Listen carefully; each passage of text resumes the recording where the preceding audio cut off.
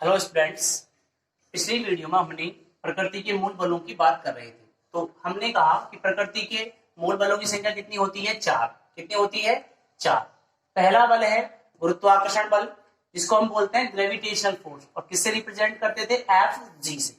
दूसरा हमारे पास था विद्युत चुंबकीय बल, जिसको हम क्या कहते थे? इलेक्ट्रोमैग्नेटिक फोर्स, जिसको हम बोलते हैं एफ ई से। तीसरा जो हमारे पास बल है उसको हम बोलते हैं प्रबल नाभिकीय बल, यानी कि स्ट्रॉन्ग न्यूक्लियर फोर्स, और किससे लिखते थे? एफ एन से।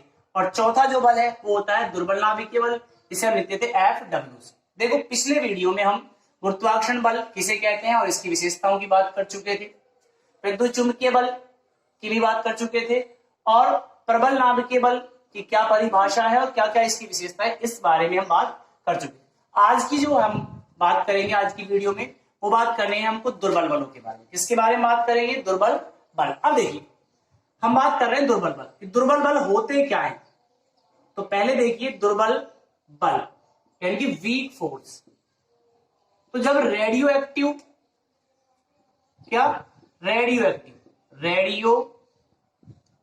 एक्टिवता, तो रेडियो एक्टिवता के दौरान क्या होता है? कुछ हल्के हल्के कणों का उत्सर्जन होता है, जैसे अल्फा कणों का उत्सर्जन उसको बोलते हैं अल्फा 6। ऐसे ही बीटा कणों का उत्सर्जन होता है, उसे अपन बोलते हैं बीटा 6। और गामा कणों का उत्सर्जन होता है, उसे बोलते हैं गामा 6। तो इनमें से जो बीटा 6, तो रेडियो एक्टिवता के दौरान बीटा 6 जब होता है तो इलेक्ट्रॉन न्यूट्रिनो यानी कि इसको लिखते हैं न्यू से, और एक होता है एंटी न्यूट्रिनो। इन हल्के कणों का क्या होता है? उत्सर्जन होता है। यानी कि रेडियो एक्टिवता के दौरान जब बीटा 6 होता है तो उस दौरान इलेक्ट्रॉन, न्यूट्रिनो और एंटी न्यूट्रिनो कणों का उत्सर्जन होता है। तो इन कणों के मध्य जो आकर्षण बल लगता है, उस बल को हम नाम देते हैं दुर्बल बल। हम ये कह सकते हैं कि बीटा 6 के दौरान उत्सर्जित होने वाले हल्के कणों के मध्य लगने वाला बल दुर्बल नाभिकीय बल कहलाता है। तो ये हमारे पास होती है दुर्बल नाभिकीय बल। देखिए, अब हम बात करेंगे दुर्बल नाभिकीय बल की क्या क्या विशेषताएं। किसके बारे में बात करेंगे? विशेषताओं के बारे में। ठीक है, अब देखिए, दुर्बल बल की विशेषताएं। किसकी बात करेंगे? दुर्बल बल की विशेषताएं।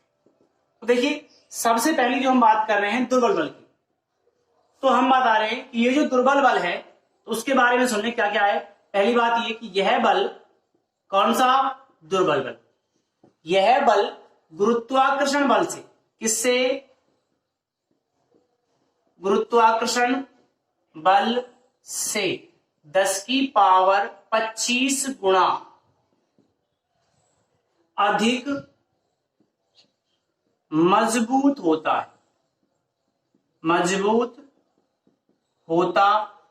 है। हम ये कह रहे हैं कि जो दुर्बल बल होता है ना, उसका जो प्रभाव होता है वो भी गुरुत्वाकर्षण बल से कितना होता है? 10 की पावर 25 गुना अधिक होता है। मतलब ये है कि अगर हम ये कहते हैं कि गुरुत्वाकर्षण बल किसी वस्तु पर 1 न्यूटन लग रहा है, तो अगर हम बात करें किसकी? दुर्बल नाभिकीय बल की, तो उसका मान आएगा 10 की पावर 25 न्यूटन। यानी अगर ये 1 न्यूटन है तो ये लगेगा 10 की पावर 25। ये इसकी पहली विशेषता है। दूसरी विशेषता की हम बात करें, दूसरी हमारे पास जो विशेषता है वो ये है कि जो ये दुर्बल बल होता है, दुर्बल बल की परास बहुत कम होती है। दुर्बल बल की परास क्या होती है? बहुत कम होती है। देखिए, इसके बाद हम जो अगली बात करने वाले हैं, कौन सा? दुर्बल बल केंद्रीय, दुर्बल बल केंद्रीय बल नहीं होता है। हम क्या कह रहे हैं? सुनिए कि दुर्बल बल केंद्रीय बल नहीं है। हमने बात की केंद्रीय बल, जैसे हमने कहा गुरुत्वाकर्षण बल है, ये हमारे पास दो पिंड है, इस एक का द्रव्यमान है m1 और एक का द्रव्यमान क्या है m2। तो इन दोनों द्रव्यमानों को केंद्रों को मिलाने वाली जो रेखा है, उस रेखा के अनुदिश गुरुत्वाकर्षण बल की दिशा होती है। यानी कि गुरुत्वाकर्षण बल की जो दिशा होती है वो दोनों पिंडों के केंद्रों को मिलाने वाली रेखा के अनुदिश होती है, अर्थात केंद्रों के होते हैं, इसलिए इसको केंद्रीय बल बोलते थे। और विद्युत चुंबकीय बल को भी हम क्या बोलते हैं, केंद्रीय बल। लेकिन दुर्बल नाभिकीय बल केंद्रीय बल नहीं होता है। अगला देखें, यह संरक्षी बल भी नहीं है। दुर्बल बल संरक्षी बल भी नहीं होता है। अब संरक्षी बल क्या होते हैं, तो हमने ये बताया था आपको कि अगर किसी बल द्वारा किया गया कार्य पथ या रास्ते पर निर्भर नहीं करता है, अगर किसी बल द्वारा किया गया कार्य पथ व रास्ते पर निर्भर नहीं करे तो बल कहलाता है संरक्षी। और यदि पथ और रास्ते पर क्या करे, निर्भर करे, तो बल होता है असंरक्षी। तो हम ये कह सकते हैं कि ये संरक्षी बल नहीं है। कैसा बल होता है, असंरक्षी बल होता है। लास्ट हम इसकी जो बात करेंगे वो सुन लें। जैसे हमने कहा था कि गुरुत्वाकर्षण बल में जिसमें जो ऊर्जा के कण होते हैं उनको हम क्या नाम देते थे, क्या नाम देते थे बेटा, ग्रेविटोन। ग्रेविटोन यानी कि जो हमने पहला बल पढ़ा वो था गुरुत्वाकर्षण बल। तो गुरुत्वाकर्षण बल में ऊर्जा के कणों को हम क्या नाम देते थे, ग्रेविटोन। क्या नाम दिया, ग्रेविटोन। दूसरा हमारे पास जो बल था वो था विद्युत चुंबकीय बल। विद्युत चुंबकीय बल में जो ऊर्जा के कण होते हैं उनको नाम देते हैं प्रोटॉन। क्या नाम देते हैं, प्रोटॉन। तीसरा जो हमने बल पढ़ा था वो हमारे पास कौन सा बल था बेटा, प्रबल नाभिकीय बल। कौन सा था, प्रबल नाभिकीय बल। तो प्रबल नाभिकीय बल में जो ऊर्जा के कण होते हैं उनको नाम देते हैं बोसॉन। क्या नाम देते हैं, बोसॉन। तो इसी प्रकार जो हमारे पास लास्ट है, कौन सा है लास्ट, दुर्बल बल। तो दुर्बल बल में ऊर्जा के कण क्या कहलाते हैं, मेसोन। क्या कहलाते हैं, मेसोन कहलाते हैं। इस प्रकार हमारे पास ये चारों बल क्या होते हैं, समाप्त होते हैं। ठीक है भाई। अब हम जो बात करने वाले हैं वो अगली बात करेंगे बलों के एकीकरण की। किसकी, बलों के एकीकरण की। देखिए भाई, हमारे पास क्या है, तो हम ये कह रहे हैं कि विद्युत जो दुर्बल बल हैं उनका अगर हम अनुपातों की बात करें तो देखिए गुरुत्वाकर्षण बल Fg अनुपात Fe अनुपात Fn अनुपात Fw का जो अनुपात होता है वो होता है 1:10⁻36 अनुपात 10⁻38 और 10 की पावर कितनी होती है, 25। यानी कि अगर हम इनका अनुपात देखें तो सबसे ज्यादा मान किसका है, 10⁻38 किसका है, Fn यानी कि कौन सा होता है, प्रबल नाभिकीय बल। और सबसे कम जो मान है वो किसका है, Fg यानी कि किसका है, गुरुत्वाकर्षण बल। तो हम ये कह सकते हैं, हमने आपको प्रारंभ में भी बताया था कि प्रकृति का सबसे कमजोर बल है वो होता है गुरुत्वाकर्षण बल, और प्रकृति का जो सबसे मजबूत बल है वो होता है कौन सा, प्रबल नाभिकीय बल।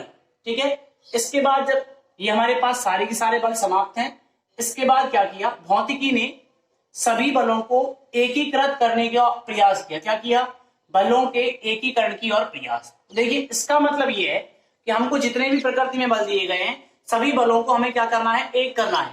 तो इस एक करने के लिए कुछ घटनाओं का हम अध्ययन करते हैं।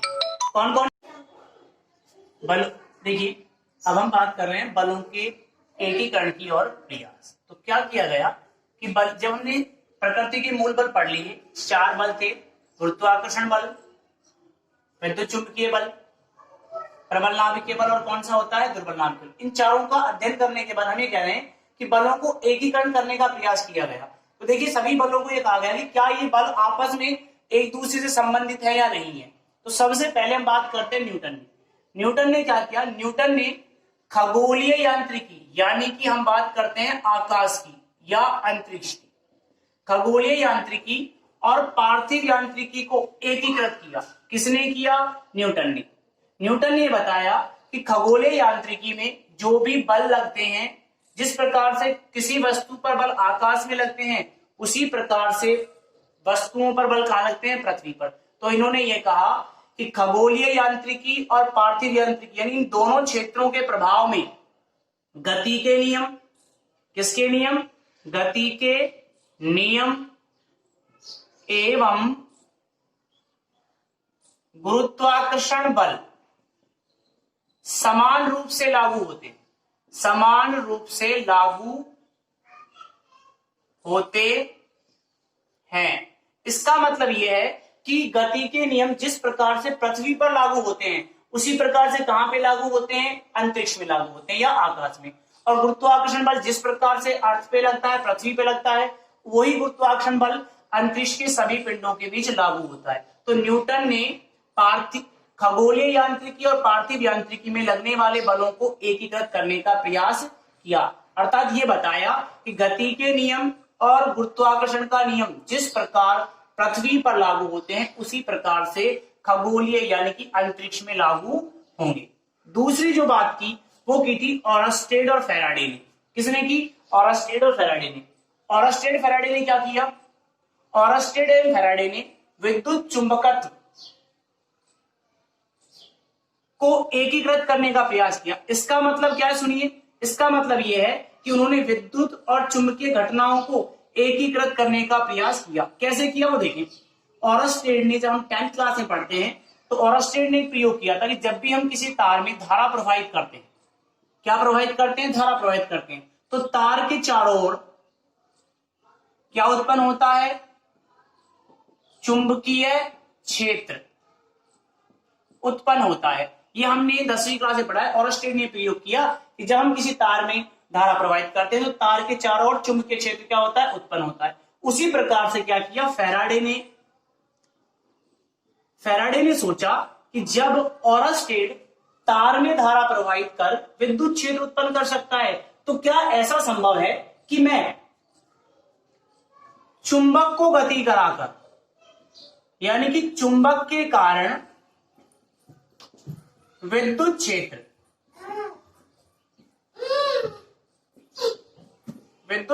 उत्पन्न कर सकूं। तो फैराडे ने क्या किया कि चुंबक को गति कराकर क्या उत्पन्न किया? विद्युत क्षेत्र, जिसे हम फैराडे के नियम कहते हैं। इन दोनों ही प्रयोगों के बारे में, ऑरस्टेड का प्रयोग और फैराडे का प्रयोग, हम 12th क्लास में पढ़ेंगे। भाई किसे पढ़ेंगे? 12th क्लास में। तो ऑरस्टेड ने तो विद्युत से चुंबकीय क्षेत्र का निर्माण किया और फैराडे ने चुंबक से विद्युत क्षेत्र का निर्माण किया, अर्थात दोनों ने मिलकर विद्युत एवं चुंबकीय घटनाओं को एकीकृत कर दिया। इसके बाद जो हम बात करें लास्ट में, वो बात आती है मैक्सवेल। मैक्सवेल ने क्या क्या सुनिए। मैक्सवेल ने विद्युत चुंबकीय तरंगों से संबंधित, मैक्सवेल ने विद्युत चुंबकीय तरंगों को समझाने के लिए 4 समीकरणें दी और उन 4 समीकरणों की सहायता से पूरी की पूरी फिजिक्स को उसने 4 अपनी समीकरणों से समझाया। उससे पहले हम ये बात कर रहे हैं कि मैक्सवेल ने प्रकाश की विद्युत चुंबकीय प्रकृति को दर्शाया। क्या बताया? उसने कहा कि जो प्रकाश होता है वो एक विद्युत चुंबकीय तरंग है। किसने दर्शाया? मैक्सवेल ने। साथ ही मैक्सवेल ने बताया कि विद्युत चुंबकत्व और प्रकाश एक दूसरे से क्या होते हैं? संबंधित होते हैं। जैसे अगर हम विद्युत चुंबकीय तरंग की बात करें तो प्रकाश एक विद्युत चुंबकीय तरंग है, तो प्रकाश का संबंध विद्युत और चुंबकीय क्षेत्र से होता है। तो हम विद्युत और चुंबकीय क्षेत्र को प्रकाश में भी क्या कर सकते हैं? परिवर्तित कर सकते हैं। इस प्रकार इन सभी वैज्ञानिकों ने क्या किया? बलों को एकीकृत करने का प्रयास किया। वर्तमान में भी स्टीफन हॉकिंस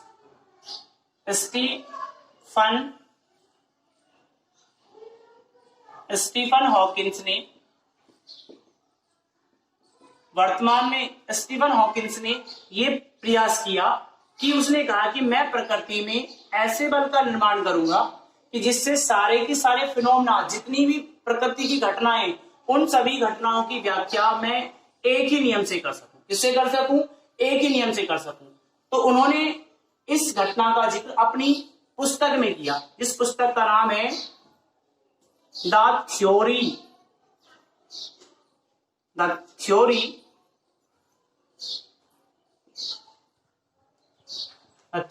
ऑफ एवरीथिंग। क्या है? Everything, the theory of everything. इस पुस्तक में स्टीफन हॉकिंस ने इस बारे में बताया कि मैं प्रकृति में ऐसे बल का निर्माण करूंगा जिस बल के कारण प्रकृति की सभी घटनाओं की व्याख्या आसानी से मैं कर सकता हूं। इस प्रकार से हमारे पास प्रकृति के चारों बल समाप्त होते हैं और प्रकृति में जितने भी बल है उनको एकीकृत करने का जिन वैज्ञानिकों ने प्रयास किया उसके बारे में मैंने आपको बता दिया। ठीक है, अगर आपको वीडियो पसंद आए तो लाइक करें और इसे क्या करें? सब्सक्राइब करें। Thank you. अगली वीडियो में हम बात करेंगे, वो करेंगे मात्रक एवं भौतिक राशियों की। मात्रक एवं किसकी बात करेंगे? भौतिक राशियों की। Thank you.